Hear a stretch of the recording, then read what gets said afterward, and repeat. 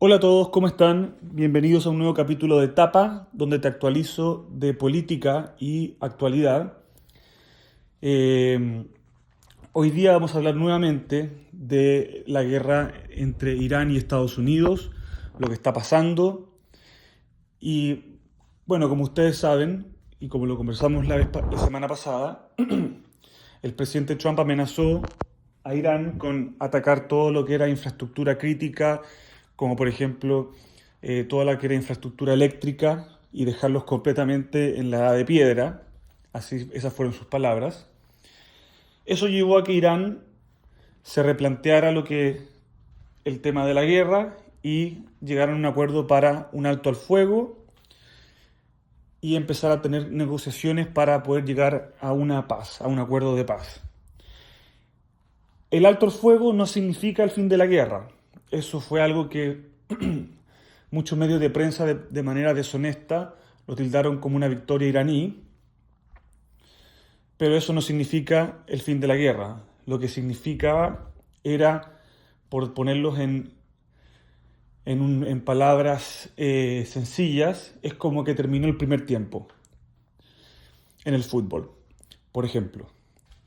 O en el tenis terminó el primer set, por decírtelo así. Hay un marcador.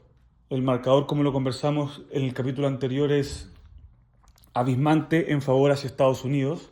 Es una goleada donde completamente destruyeron las fuerzas armadas, militares, aéreas de Irán, todo lo que es defensa antiaérea, radares, etcétera, además de demacrar por completo el liderazgo iraní, destruyendo, matando a no sé, creo que eran 130 primeros líderes más importantes del régimen.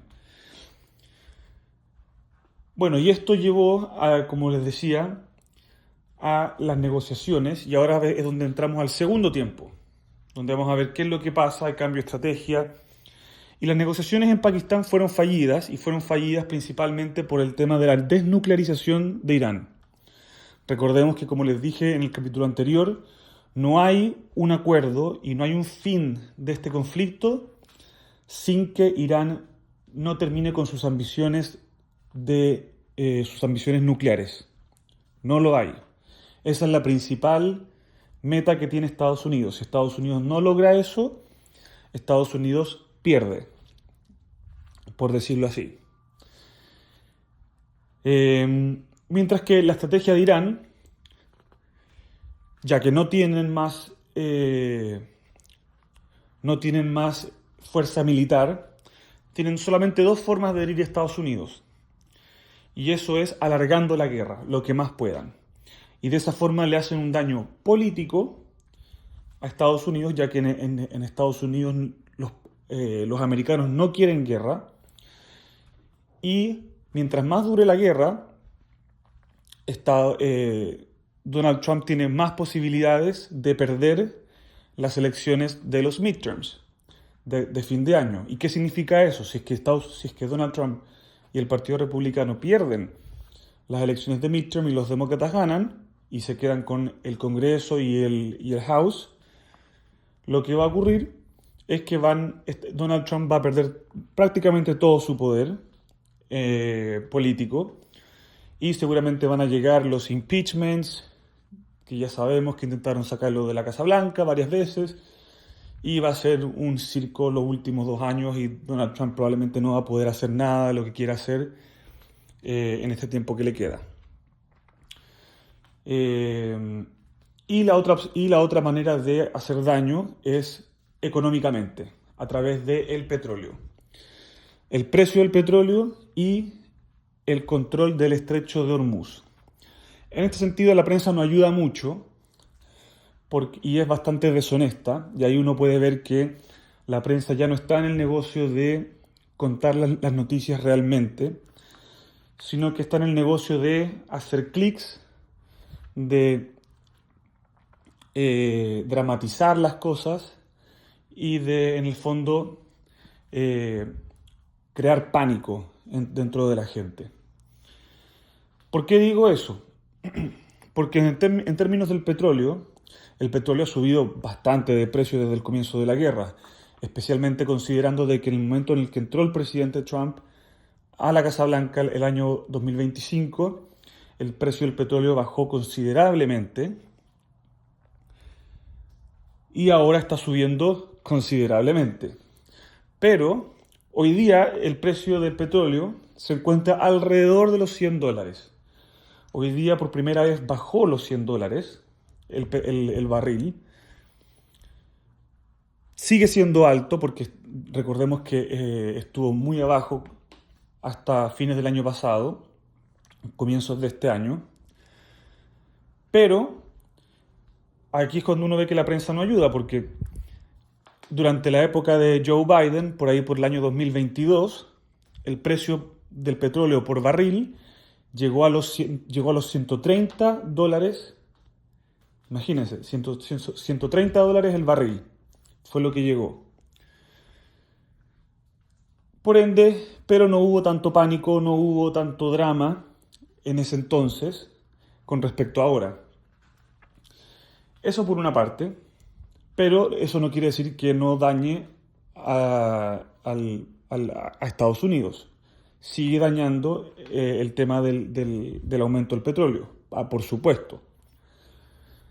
Mientras que en el tema del estrecho de Hormuz se ha dicho en reiteradas veces y por prácticamente todos los medios de comunicación que Irán controla el estrecho de Hormuz. Irán no controla el estrecho de Hormuz. Irán no tiene marina, no tiene un ejército, no tiene presencia militar como para controlar ningún estrecho de nada.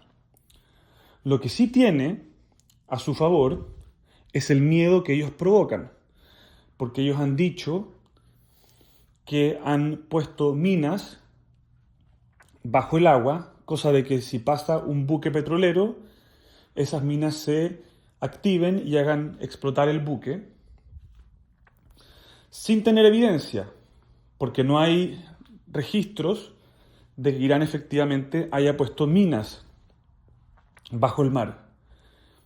Pero la gente sabe que, y las empresas navieras saben que esto es posible, y esto genera miedo y es una de las razones importantes por las cuales los buques petroleros no pasan del estrecho de Hormuz.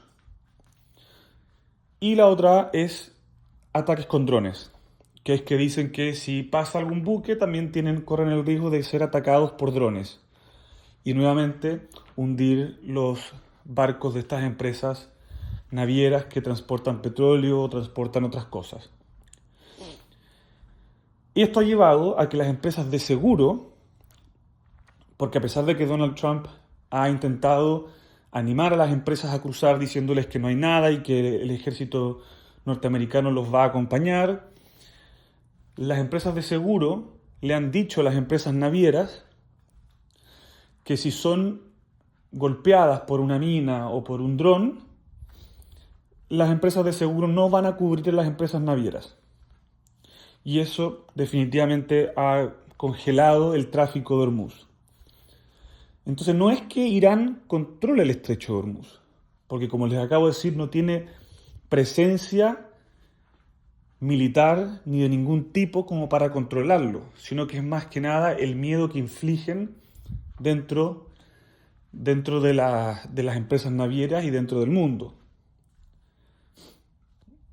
Entonces, como resultado de las negociaciones fallidas, Estados Unidos decidió cambiar de estrategia. Y ahora tomó una estrategia que, como muchos de ustedes saben, decidió bloquear el estrecho de Hormuz. Ahora, mucha gente dice, pero ¿por qué están bloqueando el estrecho de Hormuz si no se supone que Estados Unidos quiere que se libere el estrecho de Hormuz y que pueda fluir el petróleo y puedan haber comercio? Recordemos que del estrecho de Hormuz sale un 20% del petróleo del mundo.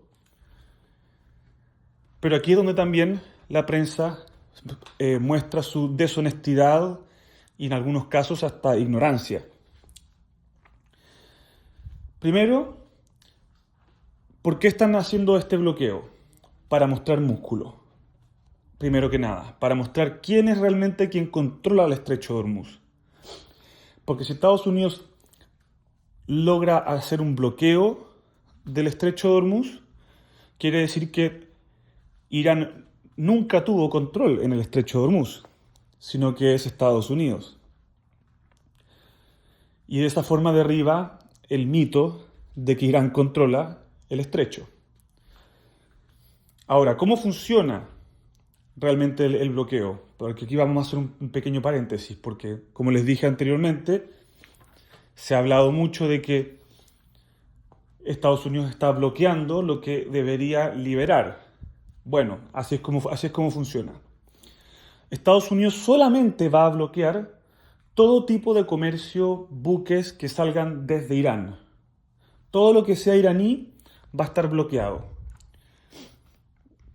O sea que si sale un buque petrolero desde los Emiratos o desde algún otro país del Golfo, ellos sí van a poder pasar y Estados Unidos les va a facilitar el pase por el estrecho. Ahora, si hay un buque que, por ejemplo, que sale de Irán y se va a Emiratos y después intenta salir del estrecho, no lo van a dejar pasar mientras tenga petróleo o algún tipo de mercancía iraní, no los van a dejar pasar. De eso se trata el bloqueo. No es un bloqueo total, 100%, nadie entra, nadie sale. Es netamente de iraní, a las actividades iraníes. ¿Y esto por qué lo quieren hacer? Porque van a completamente eliminar todo tipo de actividad económica en Irán, lo cual va a generar un grave problema a nivel de comida, de inflación, ¿cómo se llama esto? Los abastecimientos, y esto va a provocar en algún minuto malestar. Es básicamente hacer que la gente se muera de hambre en Irán. A ver si es que se logran mover y logran llegar a un punto tan crítico en el cual puedan volver a la mesa de negociación y acabar con el tema nuclear. Eso por una parte. Esa es la principal razón de lo que quieren hacer. Ahora, por mientras, el comienzo del bloqueo comienza como un bloqueo completo, total. ¿Y por qué? Para, en un segundo punto, eliminar y acabar con el mito del miedo de que Irán haya puesto minas bajo el mar o que puedan atacar con drones. Y para eso Estados Unidos puso sus buques de guerra y está en este minuto buscando bajo el mar cualquier tipo de mina que haya instalada y que sea un peligro para buques petroleros o cualquier tipo de nave que traspase, que quiera pasar por el estrecho. Una vez el estrecho esté limpio, y aquí es donde vamos a saber si realmente había minas o no, pero una vez el estrecho esté limpio, entonces se va a abrir hacia los otros países, para que los demás países del Golfo puedan pasar libremente, mientras que hay un bloqueo total a la economía iraní. Ahora, esto funcionará, será una estrategia en la cual obliga a Irán a volver a la mesa y a volver a hablar respecto de desnuclearizarse. Eso, la verdad, nadie lo sabe. Solo el tiempo lo dirá. Uno puede a lo mejor tener una idea o dar un pronóstico, pero la realidad es que nadie lo sabe. Porque además recordemos que el régimen iraní es un régimen que hace 2 meses atrás asesinó a más de 40.000 personas de su propia gente. por las protestas. Mataron a más de 40.000 personas. Por ende, a lo mejor ellos serían capaces de sacrificar a los 93 millones de personas que viven en Irán con tal de cumplir sus objetivos. A lo mejor lo son, pero ahí solamente el tiempo lo dirá. Ahora, respecto de los aliados de Estados Unidos, Europa no ayuda. El gobierno británico dijo que no iba a ir a ayudar con el bloqueo. Hasta ahora no es que lo necesite Estados Unidos, pero va dejando una marca respecto de las alianzas de Estados Unidos. Esta decisión de los europeos de no ayudar a Estados Unidos con el bloqueo ni con el tema de la guerra es una decisión que está en base a dos cosas. Primero, que los líderes europeos odian a Israel. Lo odian, lo detestan. Y también tienen bastante mala, por decirlo así, por no decir odio, al presidente Trump también, que los hace ver como débiles. Una de las formas que tiene el presidente Trump de ser es que dice las cosas tal como son y no le importa mucho lo que opinen los demás.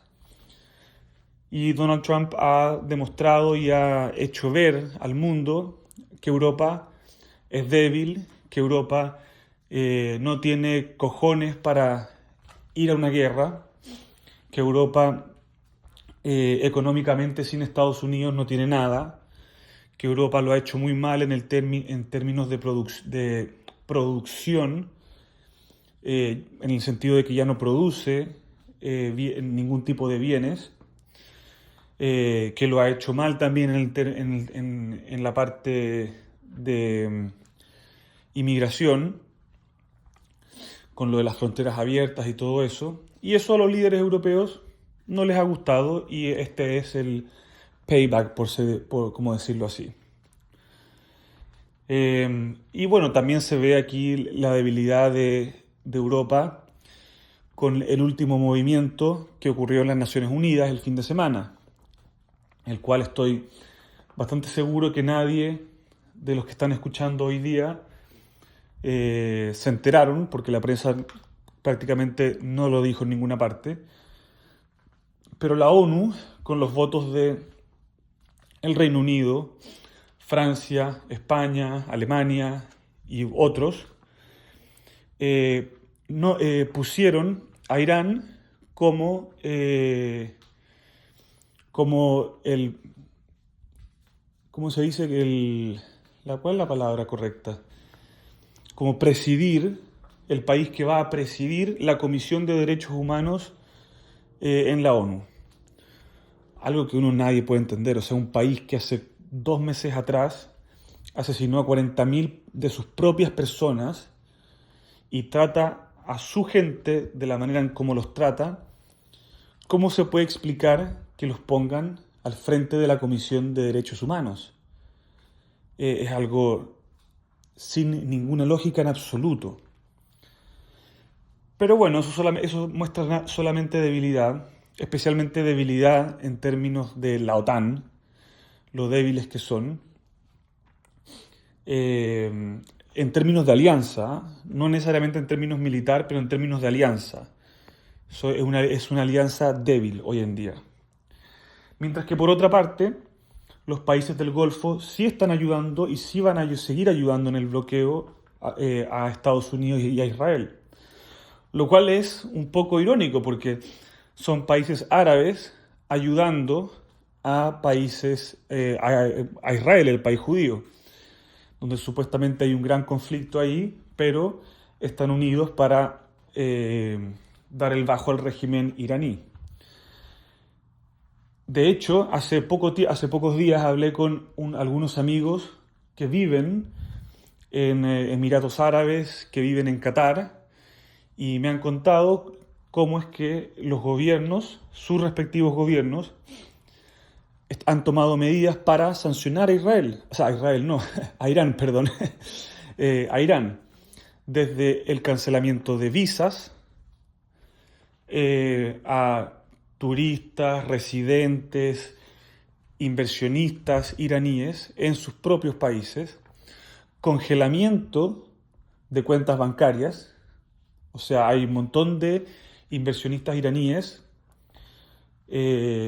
a los cuales se les han congelado por completo las cuentas bancarias que tienen en estos países del Golfo. Y además ahora están ayudando con el tema del bloqueo, lo cual eso habla de una nueva alianza, que es lo que yo les contaba en el capítulo anterior, una nueva alianza que se está formando y que puede ser una alianza muy sólida, una alianza entre países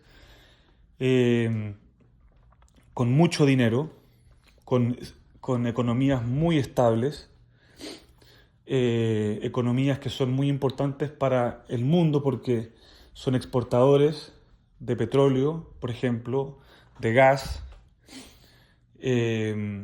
Aquí hablamos de la importancia del estrecho de Hormuz, del cual sale un 20% del petróleo del mundo.